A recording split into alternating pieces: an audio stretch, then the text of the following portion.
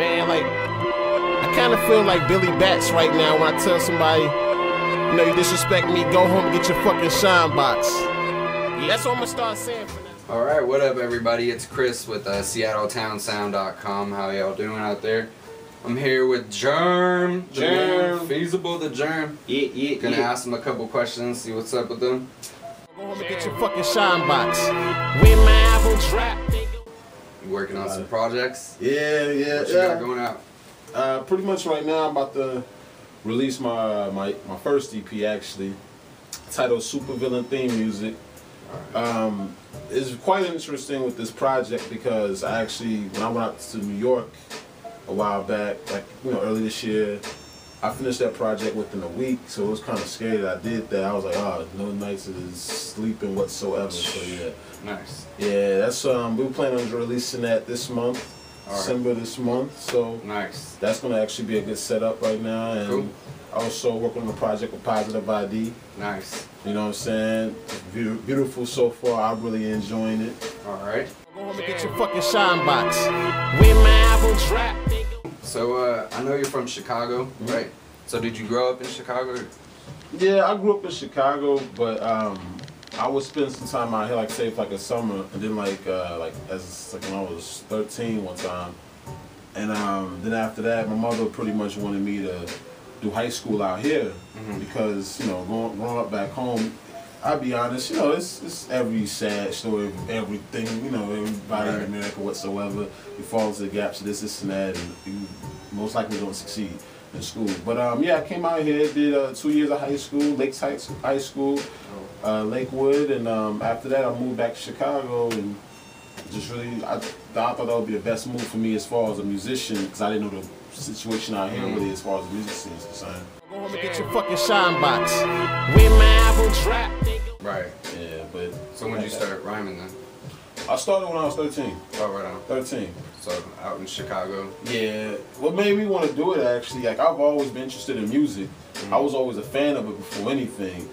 I mean, I was just watching a video one day, I think it was a Method Man and Redman video. And I was just like, man, I should try it. You know, wasn't the best, but it, you know, you know, I picked it up, progressed from there. Cool. Go home and get your fucking shine box. When my album drop. So when you moved to Seattle then? Oh, 3 years ago. All right. Yep.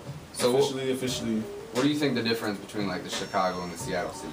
There's a big difference as far as majority sound, but yeah, Chicago, it would more, I would say more so be down south, East Coast infatuated more than West Coast. You still have some artists that follow that Tribe Called Quest sound, more jazzy, you know, more about the lyrics, you know, great cadences. You know, you have some cats like that, which I'm one of them. You know what I'm saying? Out here, it's more that same. It's that formula, more jazzy. You'll have some cats that be like, you know, real playboys with the tattoos, real, you know, good look. You know, it's a sound that's always been here, I can tell, but at the same time, I'm seeing certain artists actually bring it to more to the screen. That's actually a good thing to see too. Right on. But yeah, it's a big difference. It's a very big difference, though.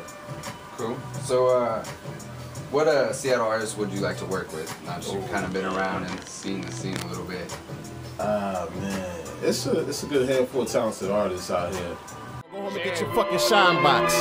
When my album drop. I can't really say anyone at the moment. I mean, a lot of artists out here really intrigue me, but at the same time, I'm still trying to figure out who I'll mesh well on a record with. Make your name. Yeah. Get a name out there, right? Yeah. All right. So who do you listen to then? I know you're not all into hip hop too much. I know you listen to all sorts of genres and stuff. I like a lot of Pink Floyd. To be honest, that's my guilty pleasure. I mean, outside of hip hop, I would say Pink Floyd, Red Hot Chili Peppers, Lenny Kravitz. I'm into like, you know, blues. I would say Muddy Waters. When this comes down to like old soul music, it's like a handful of people, but overall, I say my favorite hands down is Marvin Gaye. Oh, right on. Fuck yeah, for sure. Him and Al Green like neck and neck. Yeah, right on. What's the recipe? So what inspires you to write then? What inspired me to write? Well, my father and my uncle are writers. Like my My father is like someone that's a philosopher. He likes to hear himself talk. That's one thing about my pops. Is like he likes to hear himself talk, and it used to just bore me as a kid. I'm like, God. And I would hear him recite his poetry, in his notebook, like just like you're holding right here. Mm-hmm. And the way he will always show character and like the amount of snow and get you involved. I'll be sitting in the room like laughing a little bit. We'll clown like me and my stepbrother would be like, man, your pops is wild, man. I'm like, yeah, I know. But nah, yeah, I mean, that's what inspired me to write. Honestly, it runs, my father, my uncle do it. I've seen them. And I've always been an artist. I've always a sketch artist for anything. I do stuff from Marvel comics to, X-Men, Spider-Man, Spawn. I would draw pretty much anything like Dragon Ball Z. That's the generation I grew up in, So I was a fanatic off of that. I used to sneak on my mom's computer and print up the pictures to draw them. Nice. Yeah. The Germ came in hands down, man. I'll be honest. I was listening to the Graduation and the Curtis album because they were comparing the two, and then I was just sitting there. And I was like, man, I can have a better project than them one of these days. One of these days, I'm going to get more musically inclined as them.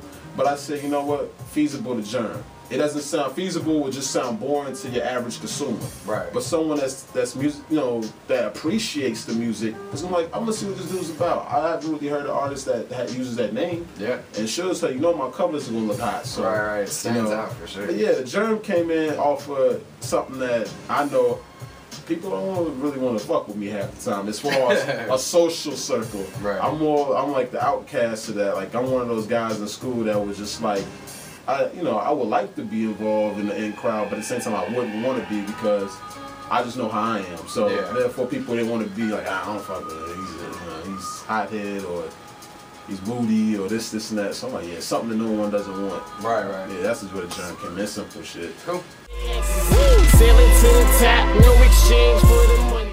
So where do you see yourself in 5 years? In 5 years, hands down, I'll be honest, in a better predicament, situation-wise, financially, musically, and I honestly would say like I want to be the best artist, not just on the local scene, but in the music Hall of Fame, pretty much. Right. I want to be that dude in 5 years. I want to be that person that right now your kids are watching on television.